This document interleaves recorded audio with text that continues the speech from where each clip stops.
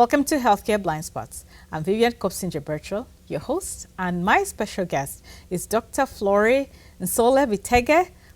He's originally from Gabon, but he's a professor here at Northeastern University, and we'll be talking about precision medicine. Welcome, doctor. Thank you very much, Vivian. Good to have you here. It's good to have you. Thank you for hosting me in your TV. It's such an honor. And today we will be talking about precision medicine. But before we get there, tell us a little bit about yourself, where you come from, and how you got into the profession that you are in. Okay. So as Vivian mentioned, thank you again. I am originally from Gabon. So I was born in Gabon, which is West Central Africa. So to just give a summary on my journey, so I did my high school, up to my high school in Gabon, and usually when we finish high school, we get to have scholarships. So Gabon's government provides scholarship for students to go overseas. And for me, I wanted to be a genetic engineer, right? When I left Gabon, because when I was in high school, I was so passionate about genetic engineering, and I said, like, this is what I'm going to study. So I was given a scholarship to go and study in South Africa, where I did all my tertiary educations. So I did my undergrad at the University of Western Cape, where I graduated with a bachelor in biotechnology. However, biotechnology is a very big field because, as you can think, biotechnology applies to the food industry, to environmentals and medicals. But I was more turned toward the medical aspect of it because of I've experienced people suffering from non-communicable diseases, such as sickle cell anemia around me. And I was very interested by the genetic aspect of it. And I was telling myself, like, can I fix that by specializing in genetic engineering? So once I got my bachelor degree at University of the Western Cape, that's when I decided to leave because there was no medical biotechnology there. So I switched to the University of Cape Town, and that's where I started working on cancer and specializing in cancer-related research in addressing precision medicine. And which is a great segue into precision medicine itself. What is that? So precision medicine, in order to explain that, I first want to explain what's the standard care in terms of, let's say, I will take as an example, cancer. So what happens usually when people get cancer is, first of all, the people go into the hospitals, and for example, for breast cancer, they go and have a mammography, which is like a kind of like an X-ray of the breast. And depending on how the tissue looks, the doctor can ask the patient to say, like, we need to collect a biopsy. And the biopsy is just like a tissue that is suspected to be carcinogenic, right? So when the patient gets it, he usually goes and sends it to the hospitals, to the pathologist, who is the specialist who will analyze the tissues. And at the end of that, the aim of the pathologist is not only to determine whether or not the patient has cancer, but it's also to determine what stage of cancer it is, right? So in cancer staging, we have what we call benign. Benign means it's still on the breast. In the case of breast cancer, it's still on the original tissues. It hasn't left the breast to another organs. Or it can be metastatic. That's when it leaves the primary tumors and goes into the distant tissue, right? So once the doctor receives that feedback from the patients, usually they first get referred with chemotherapy or radiotherapy. So it's important to kind of decipher between local therapy and systemic therapy. So local therapy is like, think of X-ray radiotherapy. It's just they irradiate the targeted tissues. So it doesn't go everywhere in the body, right? This is usually used for treatment of the benign tumors. Alternatively, they can have what they call mastectomy, is a removal of the breast, complete removal of the breast, right? So this is what is mostly offered in low and middle income countries and even in developed countries for tumor that haven't metastasized. Right. The problem comes now when the tissue leaves the primary, the breast, and goes in distant organs. And that's become a problem because now it goes into the blood vessels, and the blood vessels, and that becomes an issue because it can land in the brain, it can land in the liver, and that can be life-threatening. Right. What has been the standard of care for the past decades, it was chemotherapy. But the problem with chemotherapy, you have to think about it. The cancer is cells that divide uncontrollably. Right? And whenever we give chemo is supposed to target a cells that reproduce rapidly. But the thing that is very important is chemotherapy sometimes does not distinguish between healthy cells and the cancer cells. And when I say healthy cells, I like to take the example of the epithelial cells, which are the cells of the hair, right? I had just had my hair cut like 2 weeks ago, and then my hair are back, right? So what we observe mostly clinically is people, whenever they have chemotherapy, they lose the hair for the very simple reason that the chemotherapy goes and accumulates into healthy tissue and not necessarily optimally into the targeted tissues. Right. Now, doctors were thinking of a way of how do we minimize the damage on the healthy tissue and then maximize the toxicity on the targeted cancer cells. Right. And that's why precision medicine came in. So precision medicine is like, it's a science whereby one wants to be able to identify and deliver the drug selectively to a specific targeted cells, right? An examples of precision medicine will be that loading that drug with a zip code and telling that drug the cancer zip code is 0111 only goes and accumulates into 0111. That's what precision medicine will be. Right. In simple words, yeah. Well, it's amazing that you're talking about the drug itself being targeted, because I've had previous conversation with the tiny drones where it's the mechanism for delivering the drug. And what you're talking about is the drug itself targeting the cancerous cells. And so in terms of your focus, what drove you to decide to focus on this precision medicine? We discussed the trends of cancer, and you have been talking earlier on, and you have been talking about breast cancer, which is one of the, one of the cancers that is predominant in certain parts of the world, including Gabon, Uganda. So can you maybe just take us through the trends of those cancers and why you chose to focus on precision medicine? Okay. Thank you, Vivian, for that question. So the first reason I chose the breast cancer and the cervical cancer are for one reason is, first of all, the breast cancer is the first cancer affecting women. Okay? And if you have to go into sub-Saharan country and most low and middle income countries, cervical cancer is the second cancer that has been associated with the highest incidence and the highest mortality. So for me, the breast and the cervicals and the cervix are very two critical organs. We need women to perpetuate life, right? So if the uterus and the cervix are not working well, there is no way human can continue reproducing. The second thing is the breast is what feeds the babies. And in order to grow, we need a healthy breast. And studies have shown even like when women don't breastfeed, it predisposes them to develop cancer, and that has been shown in Europe. So these were the first two reasons of why I first focused on these two specific cancers in my research. Now, why I was interested, because precision medicine is almost not accessible to low and middle income countries, because most of the studies that are done are performed on Caucasian populations or Southeast Asia, Japan and China and all these developed countries. When we looked at the comparison to African countries, almost none of them have access to precision medicines. I even had friends in South Africa who got diagnosed with cancer and who had to fly outside the country to receive precision medicine treatment, either in coming into the US. So based on that lack of resources on the African continent to provide precision medicine, in 2015, the South African government developed what they call a program, a SARCHI, where they will call world experts in specific field to kind of develop precision medicine. Why precision medicine? Is because also precision medicine has shown to have better therapeutic results compared to standard of care, chemotherapy and radiotherapy, right? And it has to have shown also a better quality of life for patients compared to standard therapy, right? So that's why I mostly kind of joined precision medicine, because I was like, can we have better therapeutic results with less toxicity on normal cells? And yeah, that is one of the reasons. And since you mentioned, the breast cancer and the clinical trials, for lack of a better word, being done mostly on Caucasian women, can you take us through the differences in some of the research you found or research that you've been a part of where you've determined different biomarkers for breasts among African women? Okay.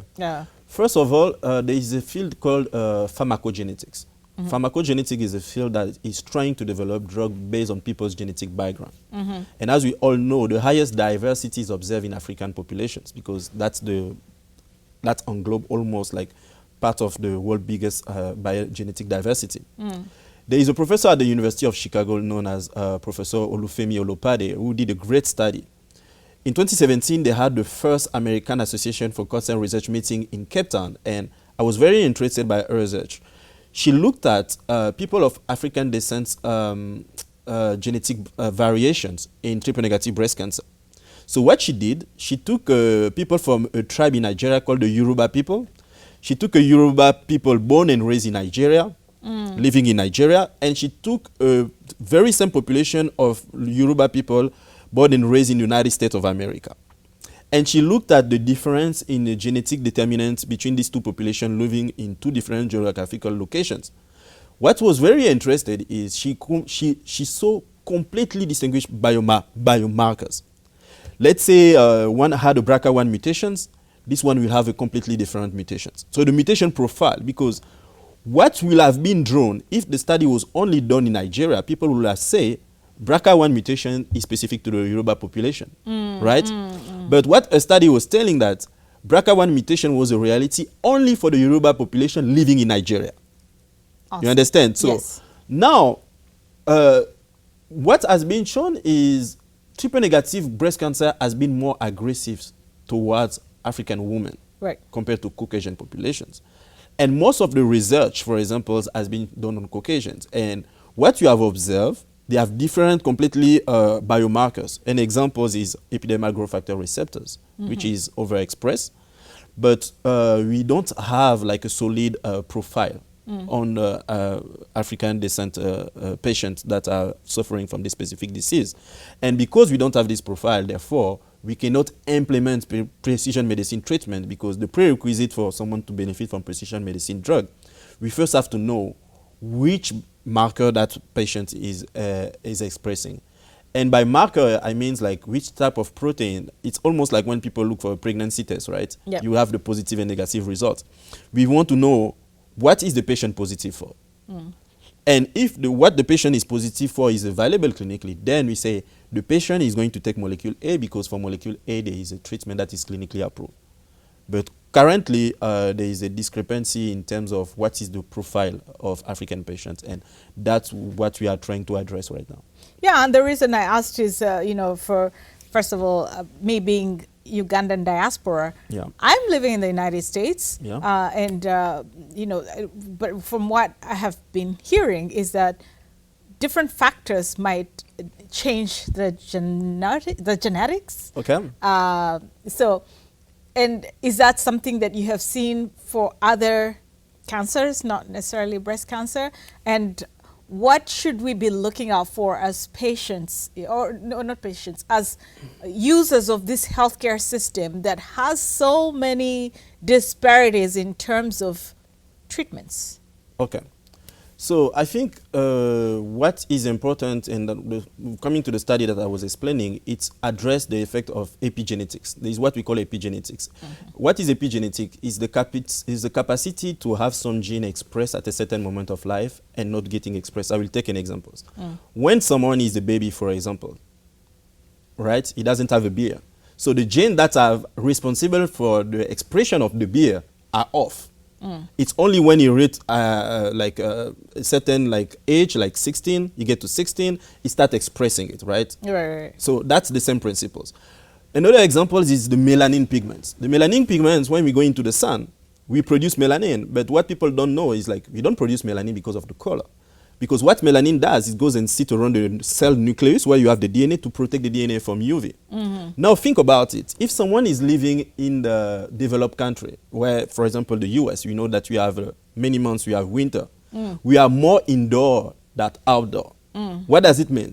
The body will readjust because you're less exposed to the sun. So the person will tend to less express that specific gene because he's not getting exposed to as much sun compared to the summer season. Yep. So the same principle is really true for breast cancer, because breast cancer and any other cancer is the heterogeneity that makes it difficult to treat. because it will express certain biomarkers, and after treatment, it may adapt. Right. It will say like, I have received a specific chemotherapeutic drug, let me switch off this gene and starting express other genes. So what clinically people should be looking at is, first of all, having the profile of the genes and the biomarker that I express, and even post-treatment in patient that relapse, what is the profile of the patient that relapse? What type of genes are they kind of activating before relapsing? Because once we have this information, then we better know like, okay, this is what needs to be done for us to kind of adjust and to decide whether the patient will receive combination treatment to kind of improve the treatment. Yeah. Absolutely. And which brings me to another question about, you mentioned sunlight. Yeah. And previously we were talking about some therapy or intervention. Yep. Photodynamic therapy. Yeah. Can you tell us about that therapy? And then we'll take it from there, because I have some other follow-up questions. Okay. Yeah. So I started my cancer research working on photodynamic therapy. I was very interested by that because that was the first time for me to hear that. Yeah. And then what is photodynamic therapy? It's a light-based therapy where you have a light-sensitive compound, such as turmeric. Turmeric is, for example, a photosensitizer. It's sensitive to light. And when you expose turmeric to light, it produces bomb-like oxygen species. So just thinking like you have turmeric in water, you put the light, and it creates a bomb, right? But that bomb is at a very cellular level, right?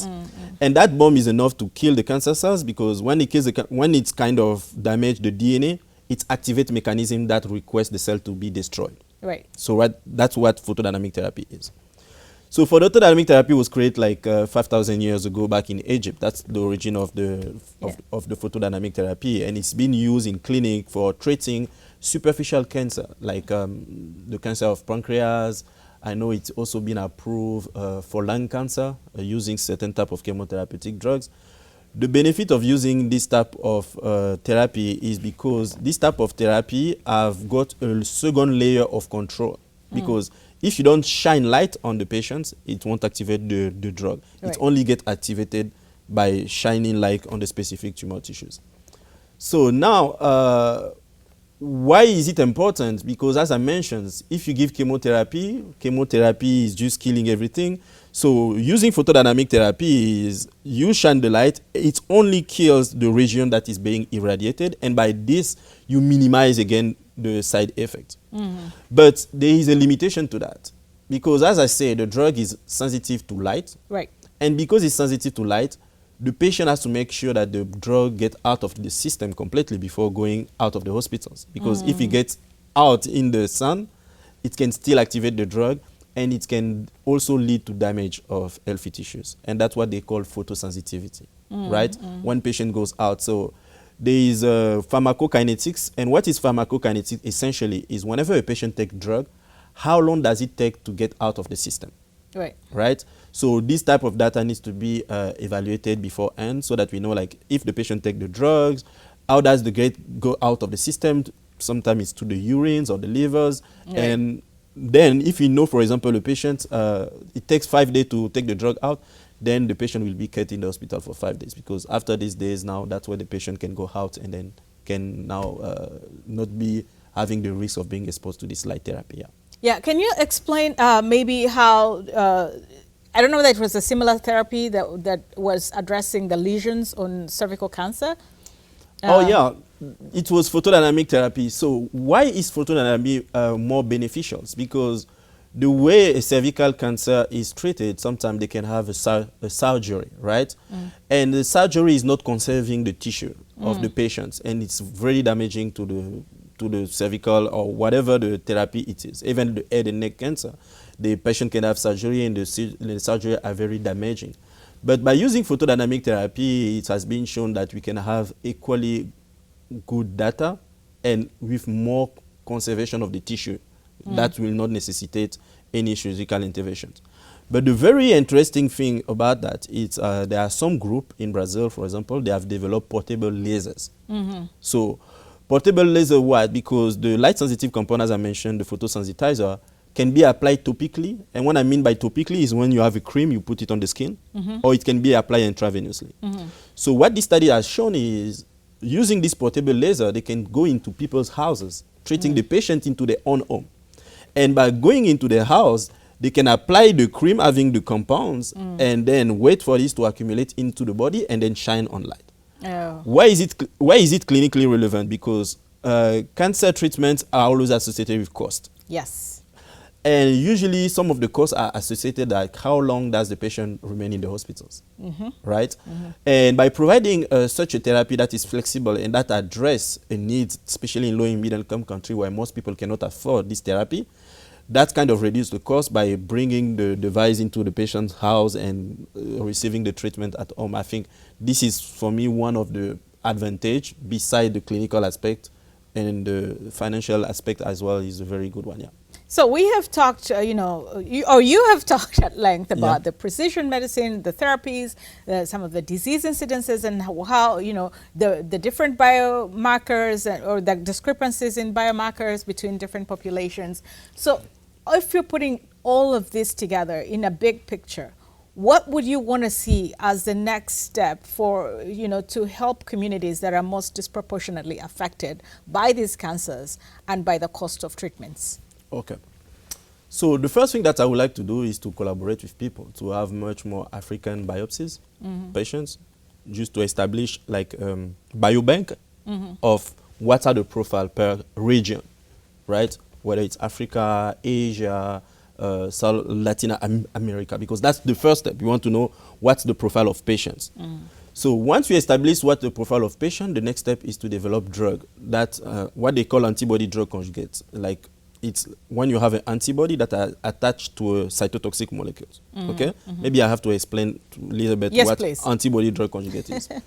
So remember during the COVID pandemic, we had Omicron, we had Delta, I forgot again, whatever the antigen. So Omicron is a biomarker. That is specific to COVID. Delta is a biomarker.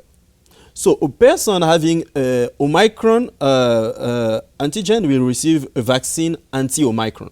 Does it make sense? Yes. So usually people will get the DNA because the DNA will produce the protein, which is the antibody that will recognize Omicron. And when the antibody binds to Omicron, it activates the immune system to say, please guys, come and get rid of this one that is expressing Omicron. So using antibody drug conjugate, what we essentially do, as I mentioned, the first phase is to establish a biomarker. Because now what we do, just like vaccination, we develop antibody that recognize that specific biomarker. Right. An example is epidermal growth factor receptor as a biomarker. And what people have done is to develop antibody against epidermal growth factor receptor. So the prerequisite for biomarker to be clinically relevant, it has to be overexpressed. And in normal cells, it shouldn't be expressed or minimally expressed.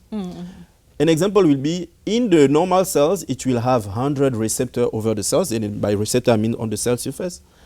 And on the cancer cell, it can be 1 million of cells. So what you're actually doing is just maximizing accumulation of the drug in the cancer cell versus the normal cells. That's the first prerequisite. So once you have established this biomarker screening, that's the first step. Now is to develop therapy that addresses it. So what people have done so far clinically, they've used a lot of small molecules such as auristatin. So what they've done, they've conjugated to the antibody. So what they do now is they use the antibody as a vehicle to kind of deliver. And the easy assumption I like to take is like Uber Eats, right? When people get to, let's consider the person who is ordering as a cancer cells, right? The person put order, he has an address. Right?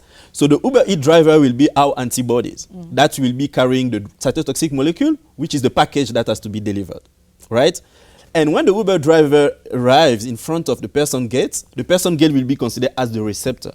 So the car, the vehicle and the Uber driver are what brings the drug. And once it gets into the drug, which will be the cell receptor, then it goes into the drug, he opens the gate, the Uber driver goes into the house. Going into the house will be like going into the cells. And once he goes there, he releases the specific package, and that's the cytotoxic molecule that blew up the whole cells.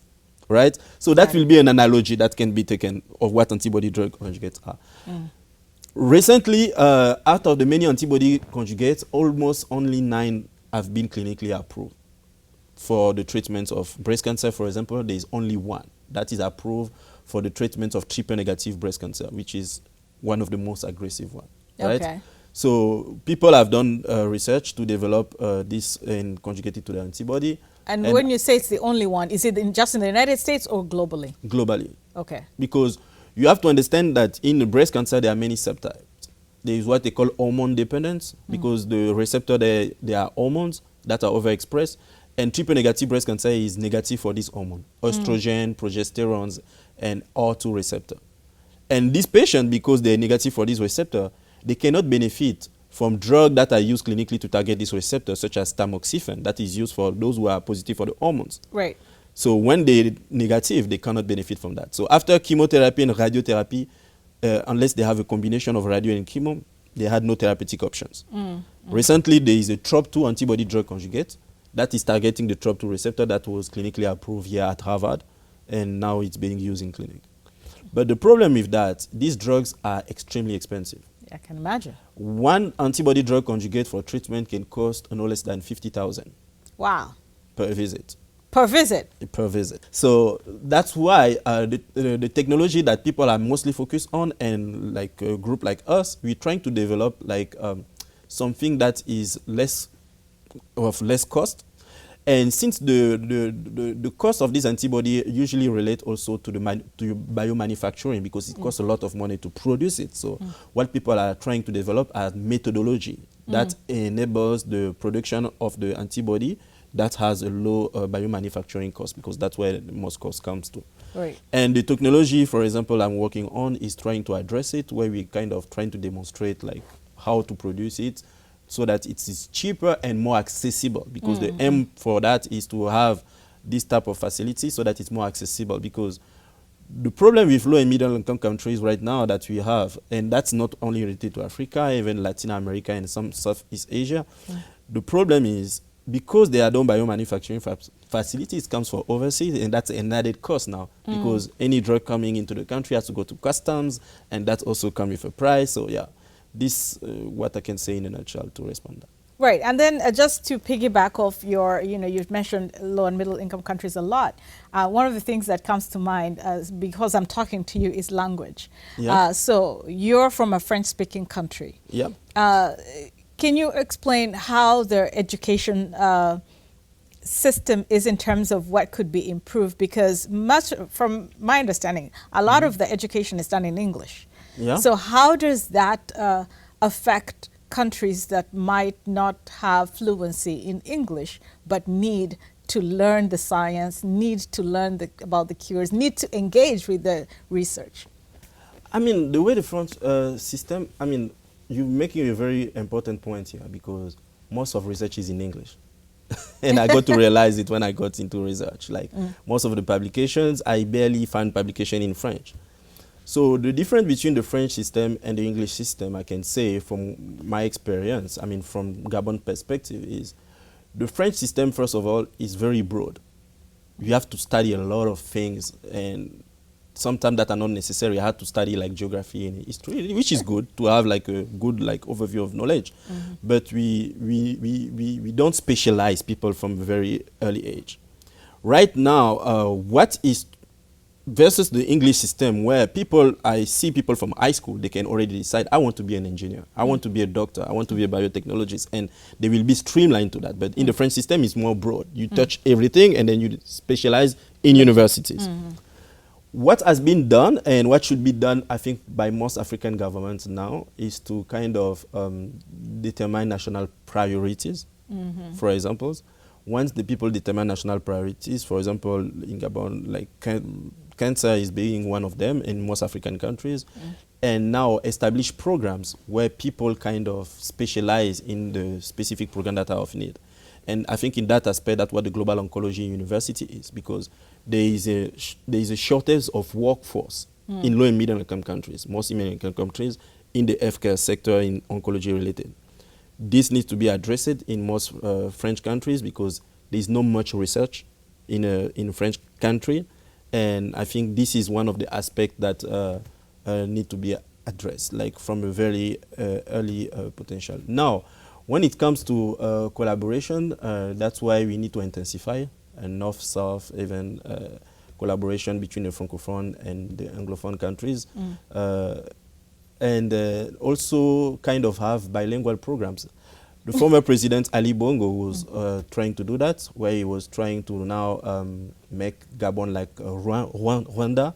He wanted to introduce a bilingual to kind of address this type of shortage, where the Gabonese people in the administration will have to speak now French and English for this specific reasons. I mean, not for these specific reasons, for other political reasons, but it will have gained also from that, from the fact that research is done in English and most students are done.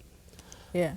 And one of the reasons also I asked is because having been, you know, in conversations about research from whether it's here in the United States through the GHC or back home, is that some of the communities themselves, the people we're trying to treat, don't understand the terminology because it's in English. Yeah. So if we were to create a strategy for making cancer understandable in our communities, like if it was a dream, a big vision, how would that even be realized? From research, from academics to outreach in the communities.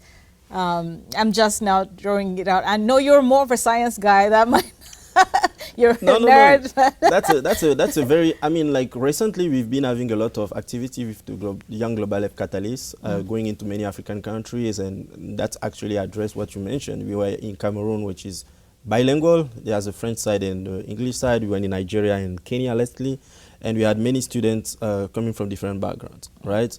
So we organized events where we first wanted to introduce people what precision medicine is, because it's not known of many people, right? Let's say, for example, if you have African governments, let's say, or any world governments, whether it's American governments, who want to invest in people going and specialize into a field. How will you give a scholarship to people to a special field that you don't know? I heard about biotechnology when I left my country. I didn't know what biotechnology was before. So we are organizing all these virtual conferences with world experts in like the US and Canada and all parts of the world, where we're trying to educate them on what precision medicine is, so that straight from high school, straight from first year university, they know there is an opportunity to specialize in it, because sometimes also people don't specialize in this field because they don't even know they exist, right? So we kind of go and trying to kind of evangelize people on that to what precision medicine is, so that they know what precision medicine is, and then they know where they can go if they want to acquire that type of knowledge. So that's what we are busy trying to do, because I think many of the resources are there, but they're not just used properly for the specific needs. Yeah. And what was the other part of the question? The community engagement to understand these diseases, because even there is no, for example, in many cultures, there's no word for cancer. Yeah. So okay, so for the community engagement, I think we need to have much more campaigns on that, and I will explain why. There is a region where, I can see where there is a lot of radioactivity, right? And there's a lot of radioactivity, or there's been oil spill. And suddenly people start developing a lot of cancer. And in this region, because they had birth defects, people used to think it's witchcraft. And I went back on the internet and started reading, and I realized myself it's because there are some radioactive material that were buried in this specific region. where was that? It was a region called Mwanda, in the south of my country, right, where there is like exploitation of manganese. And that manganese is radioactive. Yeah.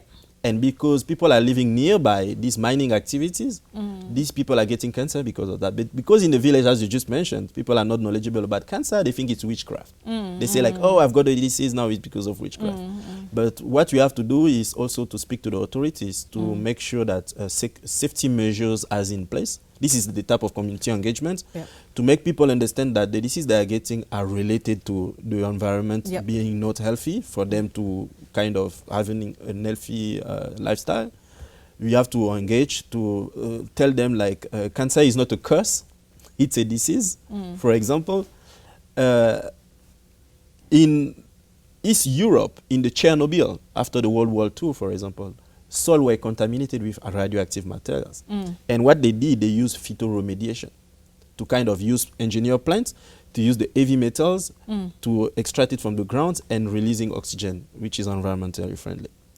But believe it or not, people start developing cancer in many European countries, such as France, from dust from the Chernobyl site. Wow. So this dust contains these particles that are the heavy metals. Right. And unlike a organic compound, this heavy metal, they don't get metabolized in our body. They just accumulate and that becomes toxic. So these are the types of things that people are kind of not aware of, and then they need to be engaged. Because if I think of region where there is 90% covered by forest, it won't make sense for me why there is a cancer in this region, because people are supposed to eat healthy, and people need to get educated. People need to be educated on like pap smear test, on mammography, to take the consultation, because what I also observe is in a lot of countries, people don't get used to do medical examinations. It's expensive for some. Yeah, it's expensive for some. Yeah, I agree. I agree with that. But it's just to say that when people also have the opportunities, they have to do that, because sometimes they get diagnosed with late stage, and when they get diagnosed with late stage, they have less therapeutic option. Absolutely. I mean, we could go on and on, Dr. Fleury. I know we've diverted from precision medicine, which was really the key topic today, but it's all intertwined, you know, for it to work, for it to be applicable in our in the communities it's intended for. So as we wrap up, what are some of the key takeaways for our audience in terms of precision medicine? The key takeaways is, first of all, people need to, when they get diagnosed, to have access, whenever they have finance, to laboratories that identify specific cancer biomarkers. The second thing, once they identify it, they should seek access whenever possible, if they can afford the cost, to have precision medicine, because it has shown to have better therapeutic treatment. To governments who have not implemented a precision medicine program, this is a urge for you to establish biobanks, because there is a need to establish what's the patient's profile, because if there is no patient profile, we cannot treat the patients. So I will encourage a lot of governments to kind of develop this type of program, to train the workforce in this type of program, to make sure that not only we are able to diagnose, but we also be able to take care and manage this type of patients. That's what will be my key takeaways for precision medicine. Well, first of all, thank you for taking us through 101 class on precision medicine. Thank you. It's exciting to learn, and also to not just to learn about the area or the subject, but also to hear the research you're part of, or the interventions that are in the pipeline, and hopefully we can get you back to the studio to give us some updates on how everything is going. Definitely. And then in terms of if we want to learn more about the research that you're a part of, how can people get to reach out to you? I mean, people can reach out to me on LinkedIn. Usually, I have all my research that is published, right? Right now, I don't have a laboratory website yet. I try to provide all my literature on my LinkedIn profile, and you can also type my name on PubMed to have access to all of my research. So for now, that will be the main way people can reach out of me. All right. So again, thank you so much for your time. Thank you very much, Vivian, for hosting me. Of course, it's a pleasure. And to our viewers, I hope you have learned about precision medicine and what Dr. Fleury has been a part of and why he does it. And, you know, you can reach out and learn more about his research projects. But for now, thank you for watching. Till next time. Thank you very much.